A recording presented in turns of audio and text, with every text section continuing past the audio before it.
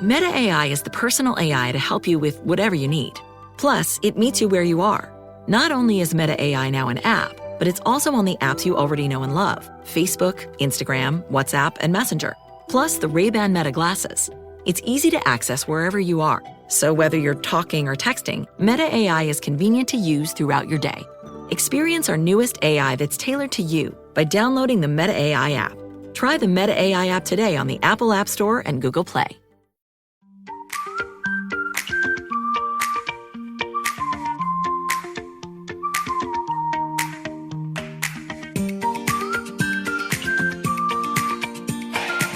Hey, welcome back to Realistic Sustainability. I'm Mike, and I'm still alone. I know. Everybody misses Jamie and Rob and Nick. Oh, and they'll be back soon. Nick is rocking out his catering right now, just hammering out some of the busy part of this season. Rob has been very, very busy revamping the website, reloading curated culture, and really bringing it into the next stage. Jamie, on the other hand, has just been gallivanting around the world, traveling everywhere. She just got back from Chicago. She was camping the weekend before, and we only have a small period of time to record because she's leaving for Europe.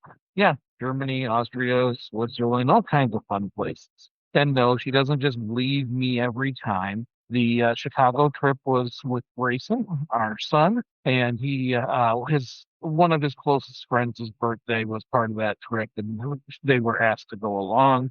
And as for Europe, I was asked, but it's a school trip, and Jamie had decided to be a chaperone. So she's just enjoying the travel time. I, on the other hand, for work, will end up in Mexico for a week, a little different. Although I have a lot of good friends and a lot of wonderful people down there that I get to see, it's not the same kind of trip. I'm going to try to get Jamie and Rob nailed down because we have a couple of shows that are already planned. Jamie and I had some very troubling things happen here in Durant where we live, and it wasn't with our city, it wasn't with our school district, but there was a county concern. And so I feel like we're kind of obligated to share it, considering the topics. I'm not going to go through it today, but if I can get Jamie situated and Mr. Bogan situated, I think we could have a very, very good show with a lot of excellent information and stuff that can help others in the future. And as for Mr. Bogan, the busy man himself, his topic he brought to me, just like usual. He apparently was doing some reading or looking things up, because of course he's Mr. Curated Culture. This is what is happening in today. He's gonna be looking it up and telling everybody about it. And he sent me a message asking if I understood how much water AI uses.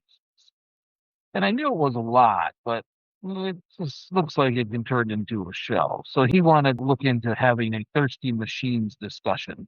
Now, it's not like a TikTok thirst trap thing, but should still be very interesting. This week, I want to bring back an old discussion. In season 2, episode 3, I know it seems like forever ago, the future of electronics episode, we talked about fully customizable consumer electronics and how some jobs would just simply disappear because of new technology. And I know I always take a ton of heat, especially if I use the cable news entertainment buzzwords by saying that a lot of skilled trade jobs will be obsolete or disappear, or at least wildly reduced in the next 5 to 10 years. I get it. It's a whole thing. You know, every cable TV show talks about getting rid of colleges and only staying with the blue collar skilled trades. But to be honest, I do believe most of them are going to go away. And I'll take the heat because I do believe that we need to tell people so they don't end up wrapped in jobs that won't pay off for the long run. From tool and die to HVAC, plumbers, electricians, heavy equipment operators, truck drivers, high-low drivers, and all kinds of jobs. Technology is either going to create a robot that will do it, or it will create a method so that unskilled, and I don't mean that negatively, that's labor workers, can do the same job at a cheaper rate, or they'll just design so that whatever you're doing is plug and play. That way anybody can do it. Here's a couple of examples. The easiest one for me, because of the duplex we're working on, is plumbing. Plumbing used to be pretty challenging. So especially if you had old steel pipes or you had copper pipes. those were used more commonly throughout all the houses, at least in the Michigan area. So you have to cut your pipes correctly, measure twice, cut once, but you also are soldering your pipes. What do you do when there was water in those pipes? How do you drain it out and be able to get it dry enough to be able to do soldering, all these different things. A lot of people understood it. A lot of people did a good job, but that was still a job that was primarily hired out during catastrophic failures. Well, it's a little different these days. You're not soldering things together.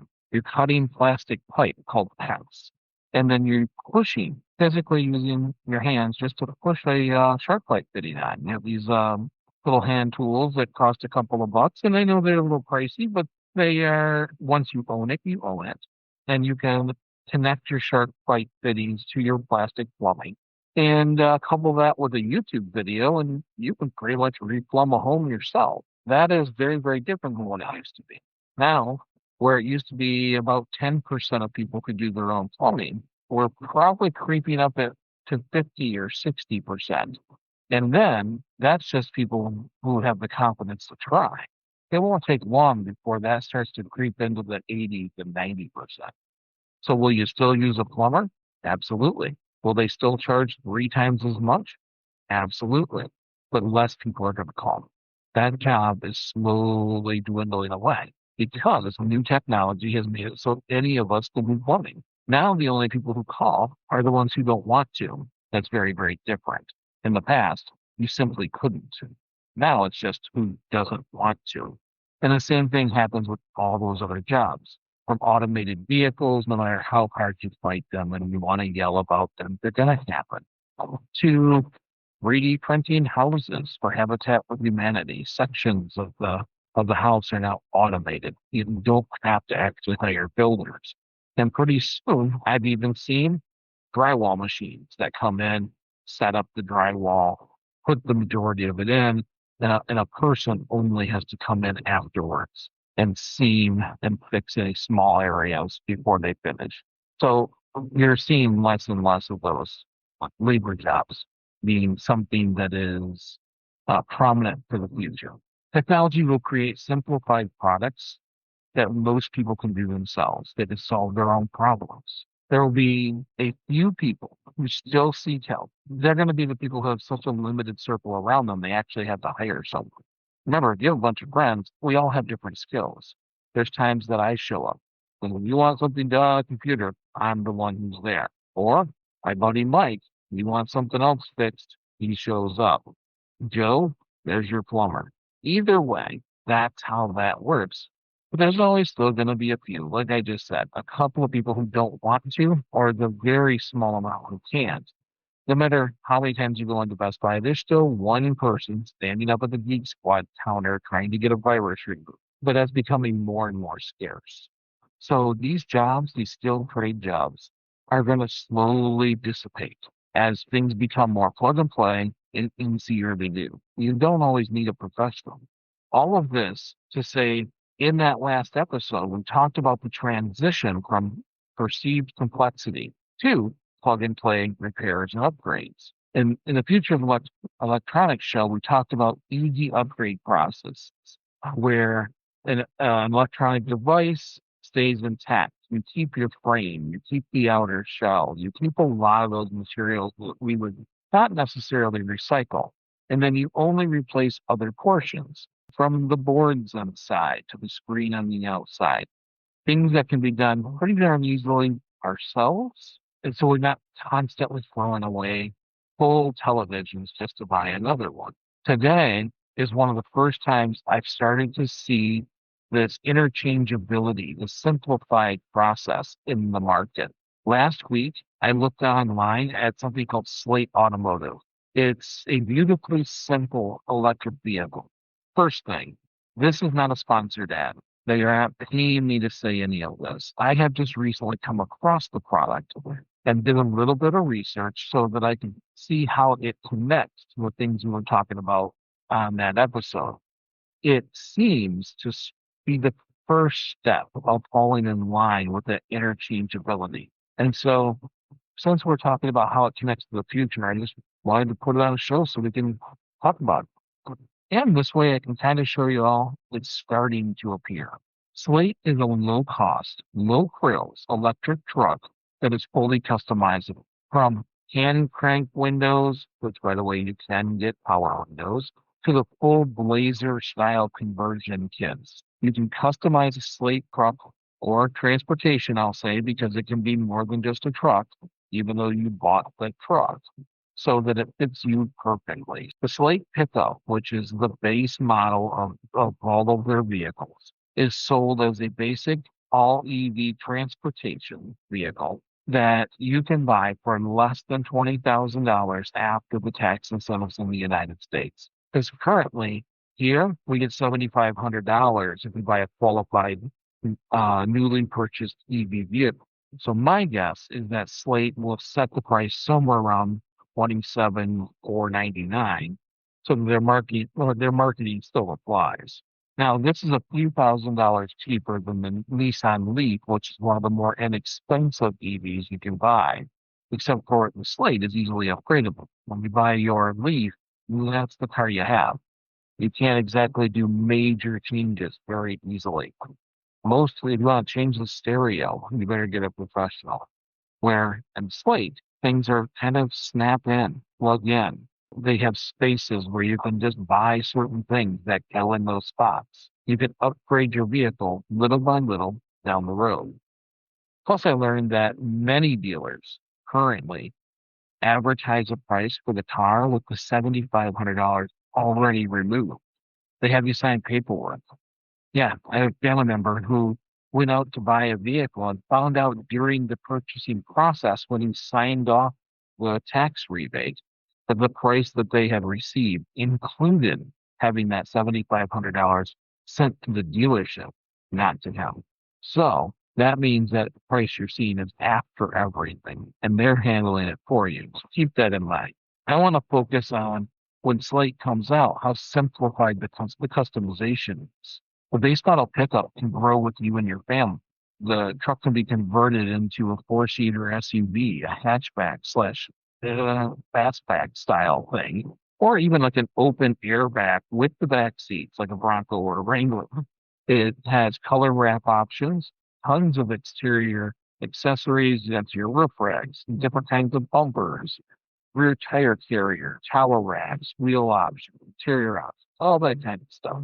Now, is it loaded? No, there's a section of maybe 5 or 6 different options in each category, but I think if it became popular, that would just become insanely full. And sometimes it takes early adopters to get them to that point. And by the way, it also got me thinking, what is more sustainable, painting a car or using vinyl? Because there's a lot of chemical washes that happen with paint. There's primers, there's sealants, there's clear coat. There's a lot of things. They're in factories. There's just a lot that has to do when it comes to paint. And currently, the Slate is like this dark gray, this default color, but you can have it vinylly wrapped in any way you want. Part of the vehicle, the whole vehicle, different colors and stripes, whatever you come up with. But it had me thinking, which one is more sustainable? And it turns out that the usual rules apply. When you look at factory paint versus vinyl wrapping, if you hold that factory paint for the life of the vehicle and you do nothing with it, it becomes a more sustainable option. Why? I mean, first of all, the emissions and energy side, vinyl wrap is far less. That gets the win in that category.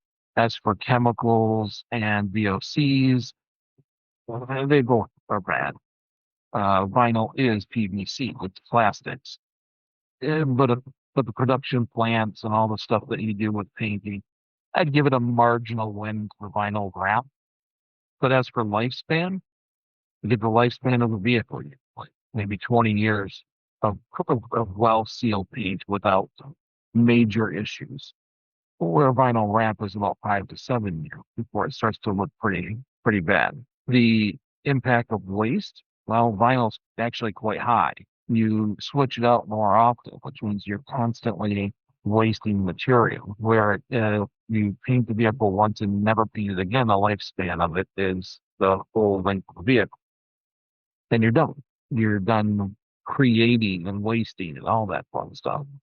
And recyclability, painted metals are perfectly fine to be recycled, but PVC is not. So in the long run, my little side rant was that ink is slightly better. It is more fun. It is more interesting and more flexible to do vinyl wrap. But on a sustainability side, it's much better to just take whatever the painted color is and stick to it. As for customization, I love the idea of buying a two-seater when there's two people in that family, or even one, and converting it later, that same vehicle, into a four-seater.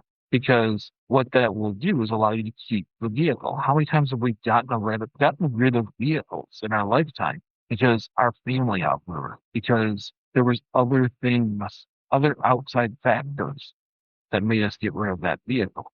Well, now that vehicle can grow with you.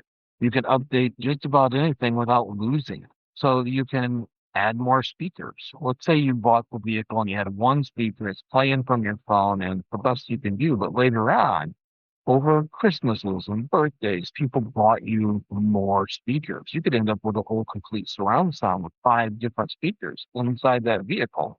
And you didn't even buy the high end. You just simply bought what you could and you upgraded later. That's what I like about it. Now, later on, let's say new speakers come out, new technology comes out. You can sell those speakers to someone else and buy new ones and upgrade the existing vehicle. That's kind of a cool aspect to all of this.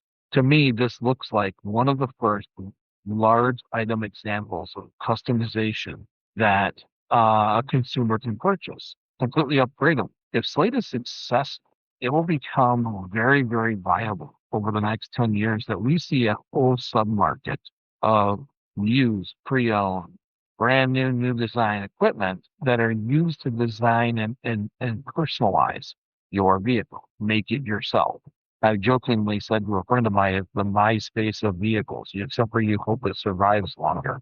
You get to make it. And that's why I think that the future of a lot of the things we throw away are going to move to where you can continue to customize. Right now, in the age of disposability, which started around in the 80s, they want us to throw them. They want us to throw away buy new ones. But we're starting to get to a point where materials are becoming a problem. And so they're going to need to receive back old materials, create that circular economy because they're going to want that stuff to make new stuff.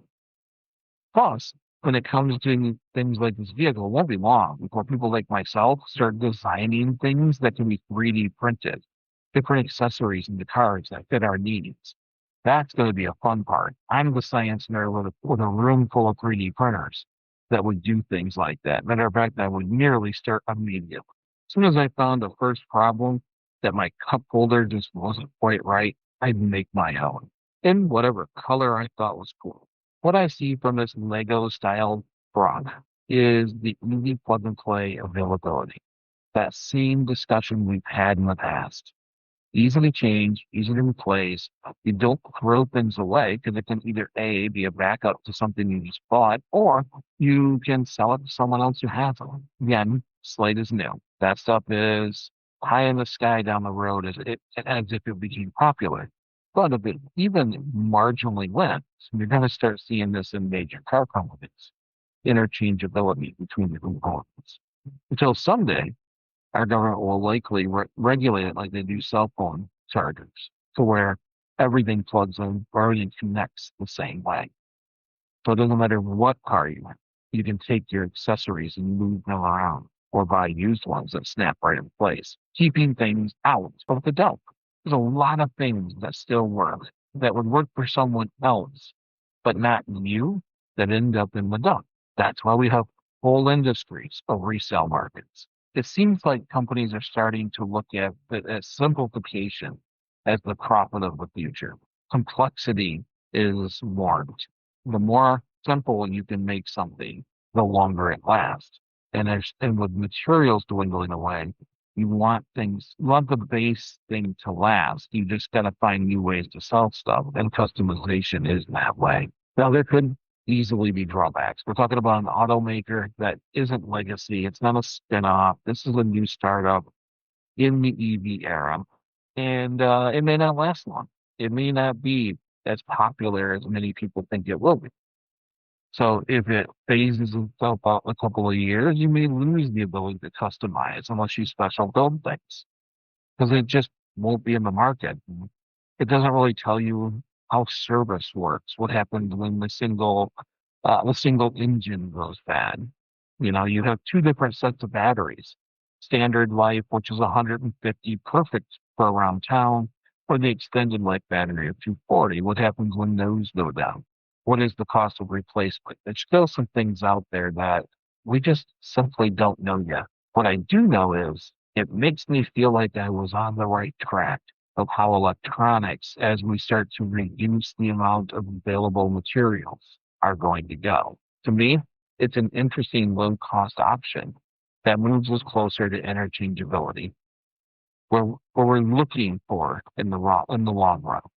I think you almost have to do it in the long run to make sure that you're still selling devices and pieces and making money as a company, but you're not running out of materials. You've created a circle economy, or at least a whole sub economy where those materials are consistent. And that's all I have for you today. I hope you enjoyed this episode. If you did, share it, friend, or on social media. If you want to follow myself or Realistic Sustainability, feel free to follow the socials down in the description. And if you want to learn more about Slate, I'll throw a link down there too. And remember, we're just trying to get a little bit better each day. Little bit, big bit. Thank you so much for listening, and we'll talk soon.